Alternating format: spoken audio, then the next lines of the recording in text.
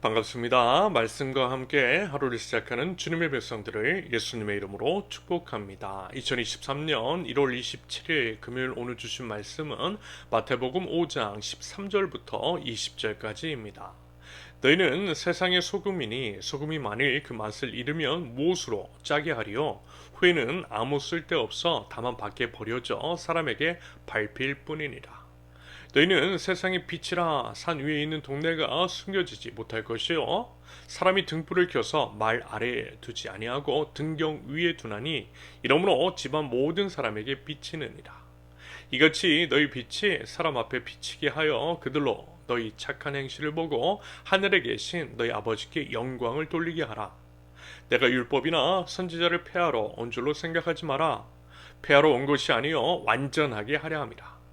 진실로 너희에게 이르노니 천지가 없어지기 전에는 율법의 1.1획도 결코 없어지지 아니하고 다 이루리라. 그러므로 누구든지 이 계명 중에 지극히 작은 것 하나라도 버리고 또 그같이 사람을 가르치는 자는 천국에서 지극히 작다 일컬음을 받을 것이요 누구든지 이를 행하며 가르치는 자는 천국에서 크다 일컬음을 받으리라. 내가 너희에게 이르노니 너희 의가 서기관과 바리새인보다 더 낫지 못하면 결코 천국에 들어가지 못하리라. 아멘. 먼저 13절부터 16절까지입니다. 우리 예수님께서는요, 우리 믿는 자들에 대해서 세상의 소금과 빛이라고 말씀하십니다. 소금과 빛이라는 것. 우리 예수님께서는요, 비유와 상징을 통해서 하나님 나라에 대해서 설명하기를 제기하셨는데요. 그 비유의 도구로서 사용하는 대상은 보통 사람들이 이제 주변에서 흔히 볼 수 있는 것이었고요. 누구나 직관적으로 알 수가 있는 물질의 특성 같은 것들을 통해서 말씀해 주셨습니다. 이유는 이 때문이겠죠. 차별 없는 복음. 복음은요, 절대 차별적이지 않기 때문입니다. 남녀노소, 인종, 국적, 빈부나 학력 수준 같은 것과 상관없이 누구나 복음을 알아들을 수 있고 누구나 복음을 믿어 누구나 삶으로 그 믿음을 증명해낼 수 있도록 하기 위함입니다. 누구나 실천 가능해야만 복음이 복음일 수 있는 것이고요. 차별 없는 복음인 겁니다. 이런 맥락에서 주변에서 누구나 평소에 볼 수 있고 그 용도를 이해하고 있으며 물질적인 특성 같은 것도 잘 알고 있는 것들을 비유와 상징의 도구로 사용하셨다라는 거예요.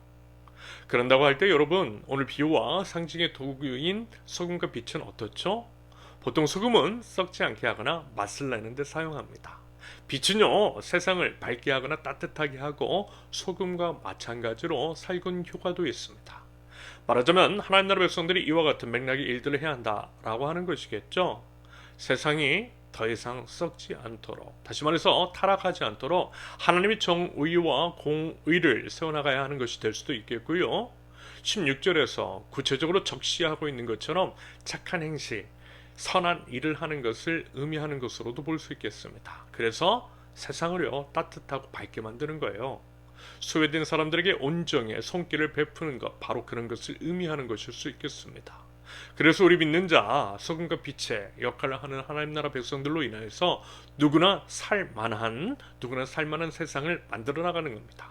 이것이 바로 우리 하나님께서 말씀하신 우리 하나님 나라 백성의 정체성이자 사명이라는 겁니다. 그러면서 이런 말씀하세요. 13절에서 소금이 만일 그 맛을 잃으면 밖에 버려져 사람에게 밟힐 뿐이라고 말입니다. 무슨 말이죠? 하나님 나라 백성은요, 하나님 나라 백성다워야 한다라는 것이겠죠.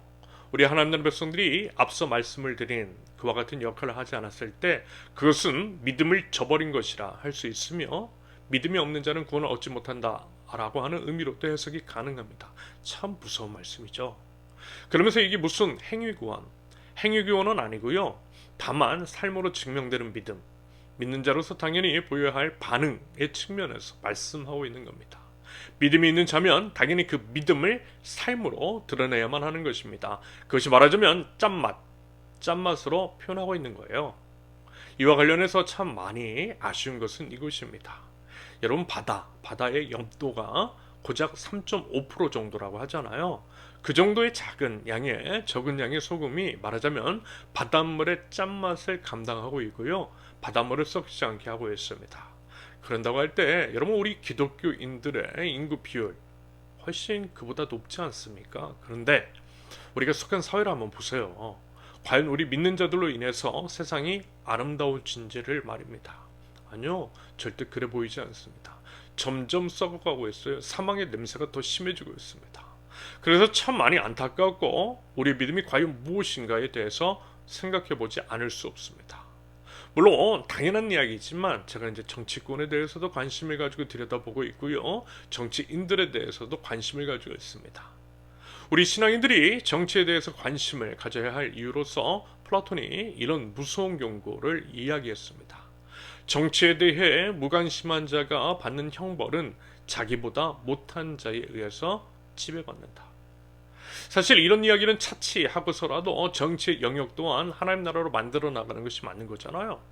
일주일 중 주일 하루만이 아니라 일주일 전부가, 10의 1조만이 아니라 물질과 소유의 전부가 하나님의 것인 것처럼 정치의 영역도 하나님의 것이고요.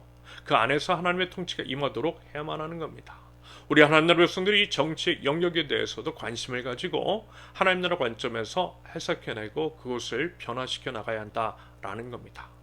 아무튼 그런 맥락에서 정치권을 살펴보았는데요. 물론 이제 아닐 수도 있고 일부일 수도 있겠지만 정말 말도 안 되는 주장과 막말을 쏟아내는 정치인, 몰상식적이고 비합리적인 사람들이 적지 않더라는 거예요. 한 번은요, 그런 모습을 보면서 제가 무심코 저희 아내에게 이런 얘기 한 적이 있어요. 저런 사람은 꼭 교회 다니더라고요. 그냥 이제 제 입술에서 이제 툭 하고 나온 겁니다. 그래서 혹시나 해서 나무 위키를 통해 그 사람의 정보를 찾아봤는데 그랬더니 정말 교회 다니는 정치인이었습니다. 저도 깜짝 놀랐어요.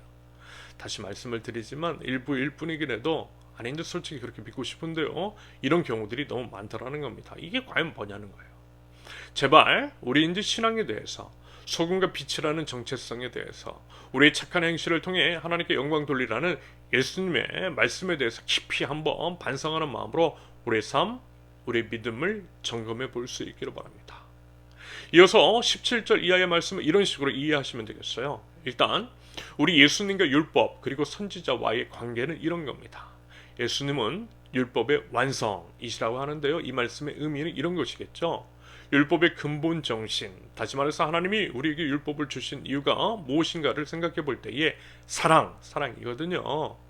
예수님께서 율법을 하나님 사랑과 이웃 사랑으로 정리해 주셨죠. 결국 사랑의 실천을 위한 것입니다. 율법의 근본 정신은 사랑이라는 거예요.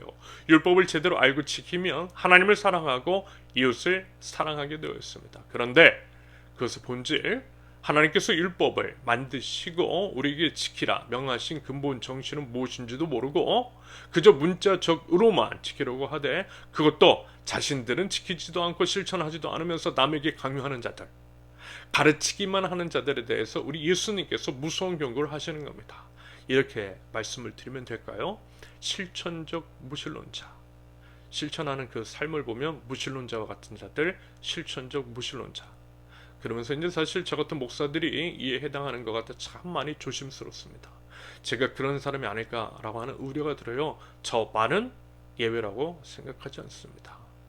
제가 아직도 이제 생생하게 기억하고 있는 게 있습니다. 씁쓸한 기억인데요. 그것은 이제 어떤 목회자의 말이었습니다. 이렇게 이야기를 하는 거예요. 그런 건 성경에나 나오는 거지 어떻게 그런 걸 해?